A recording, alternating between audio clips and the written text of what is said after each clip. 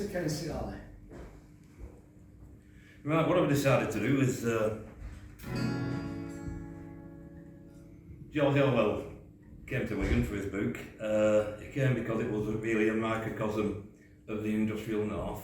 It had everything from massive steelworks at Ince and ironworks at Leyland Mill and Brock Mill, and a bunch of cotton mills and the biggest coal measures in Lancashire underneath the streets. And so I'm going to do a few songs on cotton and then hopefully a few songs on coal after that. This one is about kissing the shuttle, which was a practice of loading a bobbin into a shuttle, and you had to suck the weft through, only way you could get it through.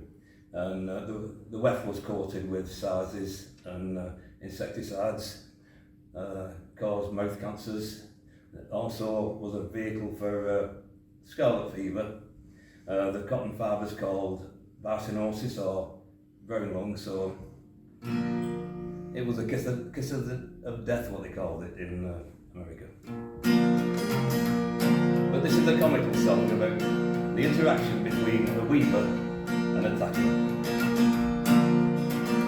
Now Matilda Curly-Toppin was a weaver and a lass, and she did a share of laughing and earned a share of brass.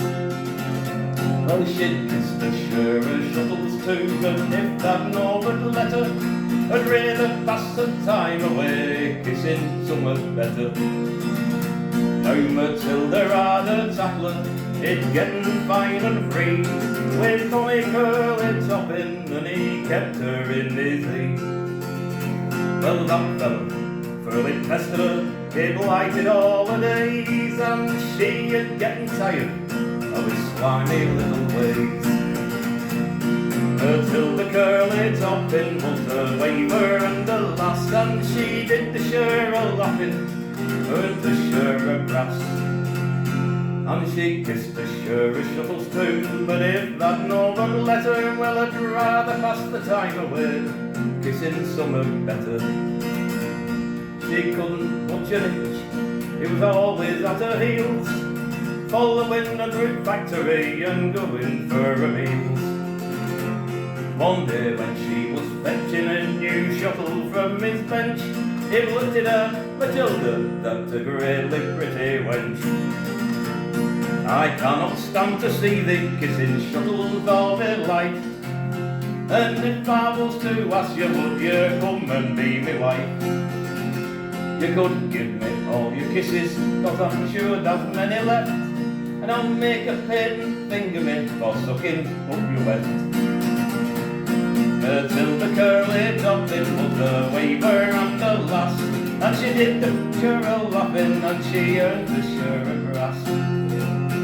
And she kissed the share of shuttles too, but if that no would let her, she'd rather pass the time away kissing someone better. At that, Matilda cocked her eye and shook her curly head.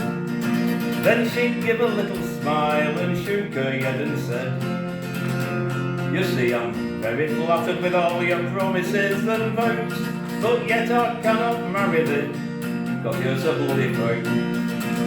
I'm sick of being single, I'm sick of sucking weft, my teeth are getting rotten and I haven't many left. But I thank you for that offer which I sadly must decline, cause I'd rather kiss a shuttle than kiss a face like thine. Matilda Curly-Toppin was a waver and a lass, and did a share of laughing and earned a share of brass.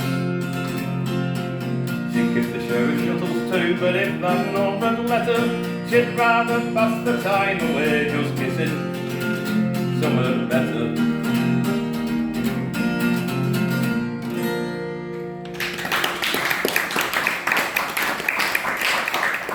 I might need the words for this one, because I might forget to. It was ages since I've done a full set of cotton. And it's about Eckersley's Mill and the girls who work with them. So music is a form of theatre, so you have to use your imagination. So we have to imagine I'm a vivacious young mill girl who's full of art, and it's called The Girls from the Eckersley Mill. In the shade of the Eckersley Mill, it's enough to make anyone ill. The reeling is rotten, and so with the cotton we'll have to get Gaffer a bill. And when all the worker comes round, and he sees all those doffers sat down, he'll say, hey, get up and tie your ends up in the shade of the Eckersley Mill. Our stockings are all full of holes, and our clothes they are losing their souls, and our shawls are all worn and our petticoats torn. We'd be better off digging the coal. And you can't see your hands for the lint, and on payday we're all bloody skinned. But we don't give a job, we're a jolly fine lot, we're the girls of the Eckersley Mill. And we don't give a job, jolly fine lot, we're the girls from the Eckersley Mill. I wish payday Friday would come, and we'd have some bloody good fun. 'Cause each Friday night, well, we go and get tight, and our worries and curs are all done. Then when we've spent all our grass, and Monday morn comes round at last, me and our Jack, well, we'd better get back to the shade of the Eckersley Mill. And me and our Jack, we'd better get back to the shade of the Eckersley Mill.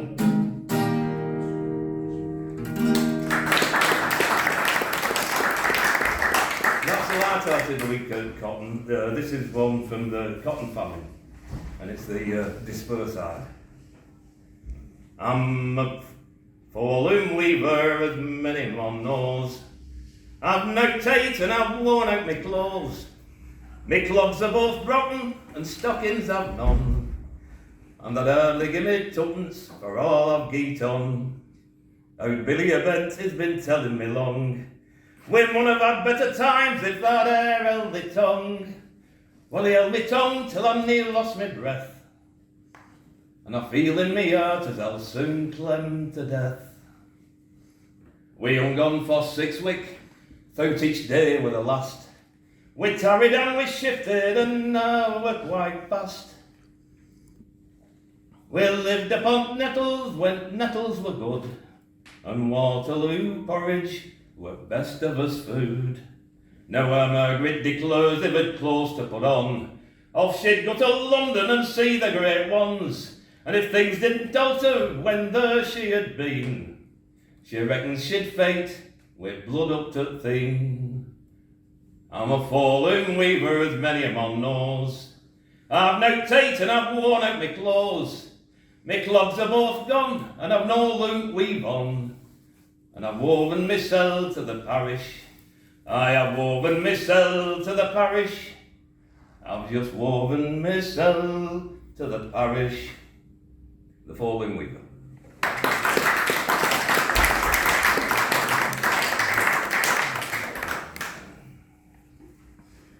Now, a lot of things happened which were a direct consequence of the Peninsular War. You've all seen Sharp's rifles. Well, that's actually based on a lot of truth. The Rifle Brigade was the first unit in the British Army that wore red coats and worked in small groups under the commander sergeants and worked off their initiatives, so it was really quite informative. But that war caused a massive recession. The mechanization of industry sort of went full pace. The army was sequestrating beasts of burden, mules, donkeys, horses, both shires and Arabian style, and there was a shortage of horses. So in Wigan, Dalglish built the walking horse. Blenkinsop in Leeds built the Yorkshire horse, and Trevethik in Swansea built his traction engine, and that was to get they were trains to bring the coal to the pit heads, and it just, Stevenson, 20 years later, more or less, took ideas from on three and scaled it up and did the rocket and the railways were born, but they were born in forges in Wigan and Leeds and Swansea. And after the war, there was a massive recession. The Corn Laws were introduced, what made the rich richer and starved the poor. And it culminated in a meeting at St Peter's Fields in Manchester, and this is the story.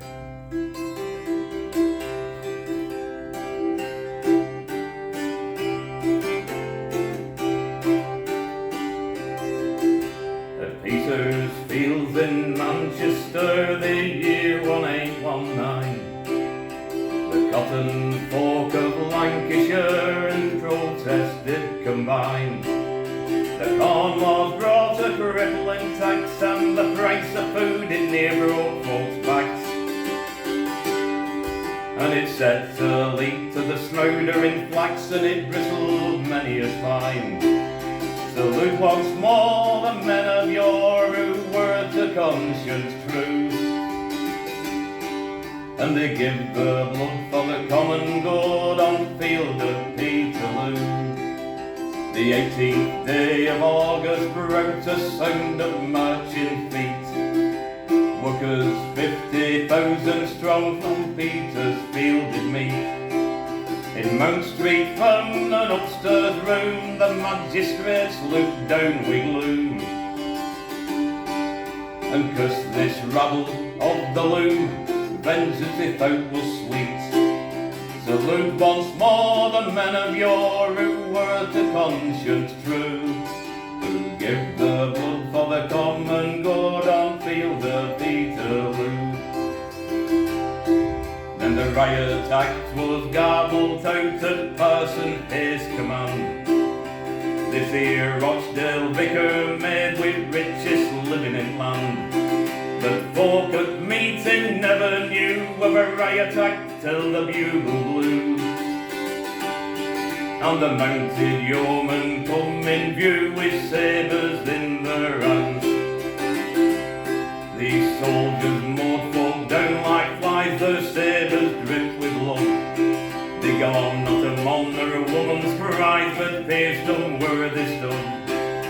Many dead that day were named, hundreds more were written men, and the tyrants watching unashamed said it to do them good. Salute once more these men of yore who were to conscience true, who give the blood for the common good on field of Peterloo.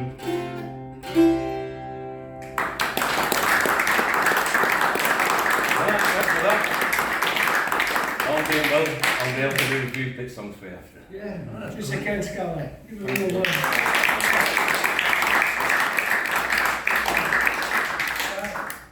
I'm sorry I'm holding you up now, but thank you. I really like that one about the Peterloo Massacre. Yeah. Thank you. I've just done a historical talk on the Peterloo Massacre with I'll be doing it I think in September for the Historical Society at the Real Crafty. And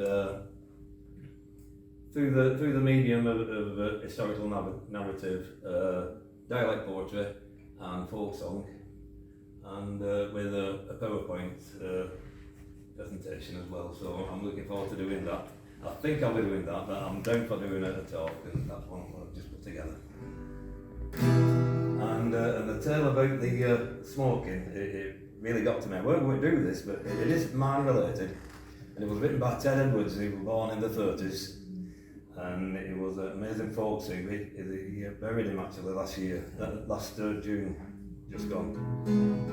And he wrote this as a little lad. He'd been watching the cowboy films at the cinema on Saturday. And Monday morning, he's in bed, half asleep, and the knocker up is knocking everybody up. And then the clogs on the cobbles. And as the amount of clogs intensifies, when all the miners are going to the mill and the pits, and the mill workers are going to the mine, it thinks that the Indians have took over the pit in over the weekend, and it's the cavalry coming to shift up, and it's called the Coal Hall Cavalry. Early morning dreaming is shattered, one clitter clatter on gobbles outside, found knocker up a rat in a window, is making sure nobody all lies. Glittering and clattering, Coal Hall Cavalry, galloping red or fine. Glittering and clattering, Coal Hall Cavalry, galloping down to mine. Feather snoring, drizzle on window, more glitter clattering, coming up hill. Stirs a creaking, open door banging. My feathers waiting for Uncle Bill. Glittering, clattering, Coal Hall Cavalry, galloping rain or fine. Glittering, clattering, Coal Hall Cavalry, galloping down to mine.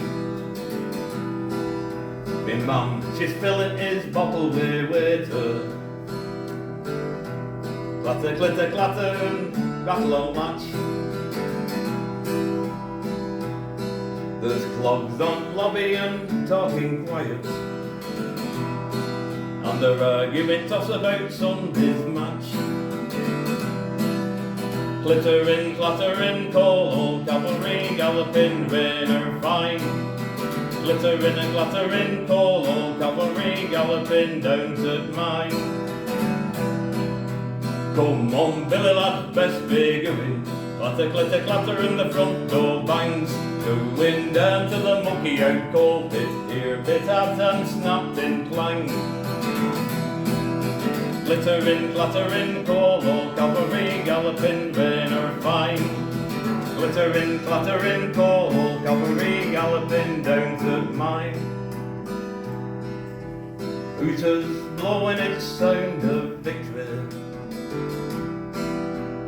Clatter, clatter, clattering's over and done.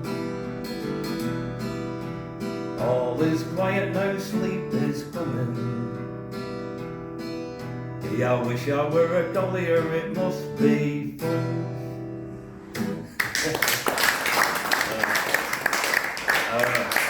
This is collected by Murray Thomason.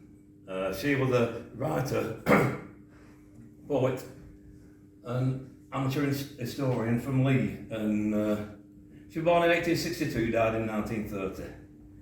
But she collected a load of stuff, and she was from a family where all the females were cotton spinners and all the lads were colliers.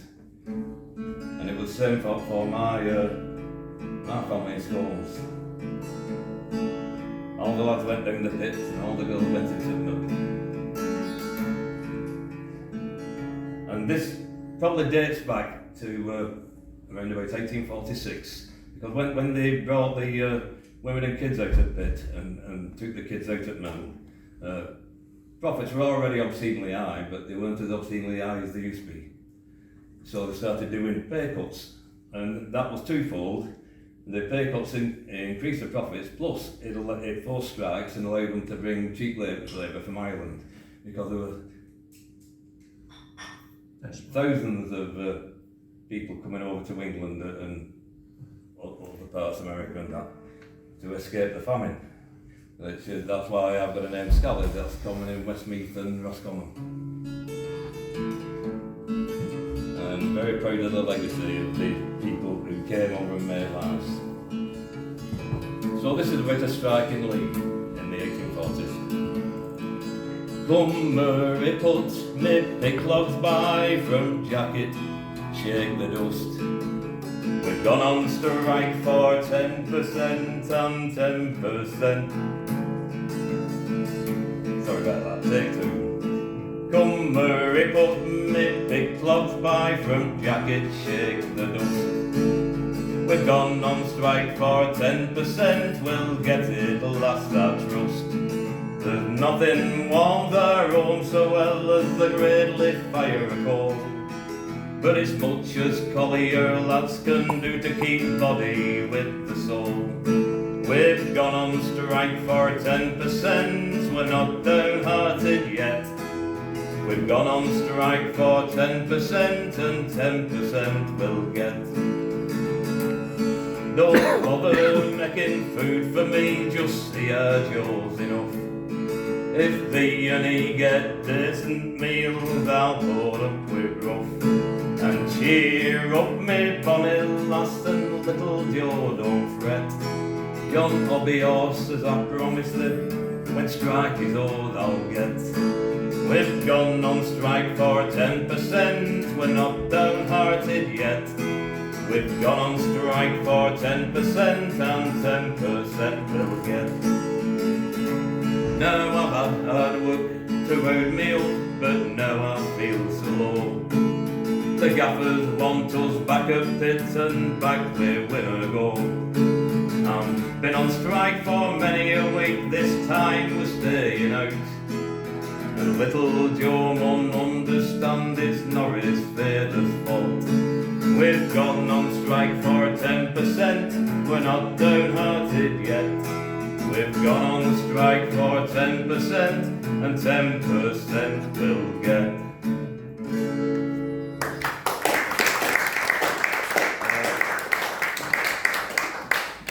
1880s, they were trying to get a national union. The federations, minor federations, were very splintered, and they could be picked off one by one in, industrial action. So there was a big push, and this song's from one of the recruiting songs for the Miners' Federation.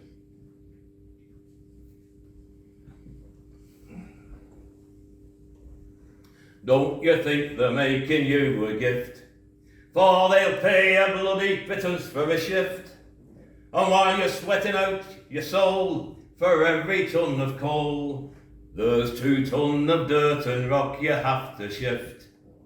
And you're working in a 3-foot seam. And I'll tell you boys, life is not a dream, for there's no joys to be found when you're 2 mile underground and you're working in a 3-foot seam. Up above the ground the weather may be fine, but you're stuck there where the sun don't ever shine. You're crawling like a rat, and in your heart you're wishing that you were any place except down in a mine. And you're working in a 3-foot seam. I'll tell you boys, life is not a dream, and there is no joys to be found 2 mile underground, and you're working in a 3-foot seam. These bad conditions have prevailed for far too long, so join our union, then we cannot be far wronged. Then together we can tell the bosses go to hell, 'cause our union voice is many thousand strong. And you're working in a 3-foot seam. I'll tell you boys, life is not a dream.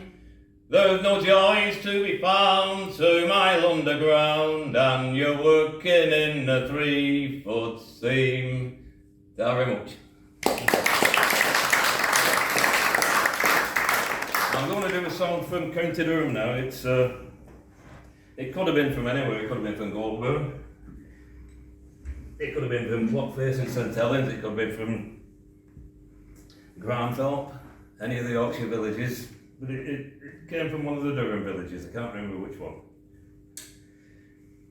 And I think it was written for every village.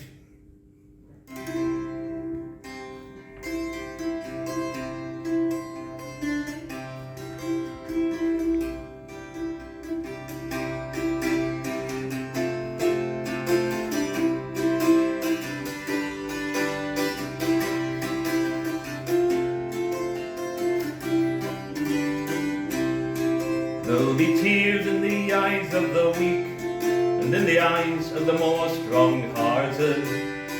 Tears in the eyes of the miners and the wives, now these cold town days are done. It's towered high above our town since the century first started. The towers will be soon hauled down, and the whole way of life hauled away. And there'll be tears in the eyes of the weak, and in the eyes of the more strong-hearted. tears in the eyes of the miners and your lines. Now the cold town days are done. Men have worked it in fear and rage, cursed it to hell in this darkness, but when they come from the last ship's cage, they will curse what the future has to bring. And there'll be tears in the eyes of the weak, and in the eyes of the more strong-hearted.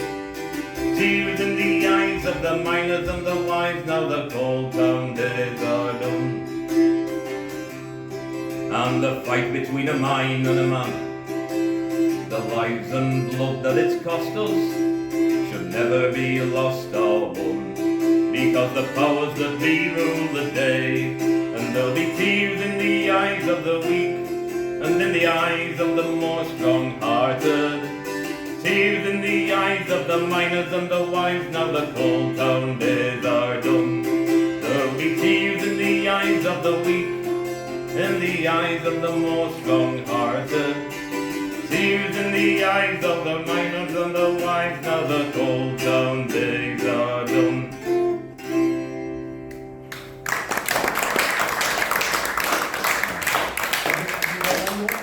One more. I've not mentioned the girls, because up to 1842, the women worked down the pit with the men. And in 1842, a reform act came. What happened? There was at a pit near Barnsley. There was torrential rain for a few days, and a stream overflowed into a ventilation shaft. The casualties that day were 24 children. There was 9 girls and 15 lads, all drowned in the gallery. And it reached the ears of Queen Victoria, who was shocked that children as young as 7 were drowned in a pit. I'm getting old. And so they had she ordered an inquiry, but it was all fudged. But it ended up with the women being brought from down below to the surface, and kids couldn't go down under the age of 12. So 12-year-olds could go down, but no more. And so the women went on the brow, and the Pitbrow lasses were born. And this is about the Pitbrow lasses. They actually went had a march Pitbrow lasses from Pemberton to in 1926, because they wanted to make it illegal for women to work in pits because it was unladylike. But it was the jobs, and they had to feed the kids. So this song's from them. There are tales about coal mining, disasters and fires, the courage and endurance, the things that we admire. Wherever coal is gotten, wherever coal is found, women always took the place with menfolk underground. Then when all the laws were altered to bring the women up, gaffers had much cheap labour and employed them to work on top. From dragging coal in baskets with children down in mine, to pushing tubs to washes, they worked like any man. So come you Pitbrow lasses, you work like any man. A home and kids to look after, no time to gaze at sun. With your picks in hand, shawls closely tied, no bonnets clean and fine. They worked on screens and at pithead, and not down in the mine. Now they toil from 7 in morning till very late in day, picking the grey coal pieces for a very meagre pay, shoveling coal in baskets and separating dirt, picking out stones and red shale. It was hard, relentless work, just what these women suffered in the struggles o'er the years. I wonder if the men on high saw the lasses' tears. They'd go to church on Sunday in the carriages so fine, but they never cared much for them poor folk working out the mine. So come you pit brow lasses, you work like any man, a home and kids to look after, no time to gaze at sun. With picks in hand, shawls closely tied, no bonnets clean and fine. They worked on screens and pitted, and not down in the mine. Thank you.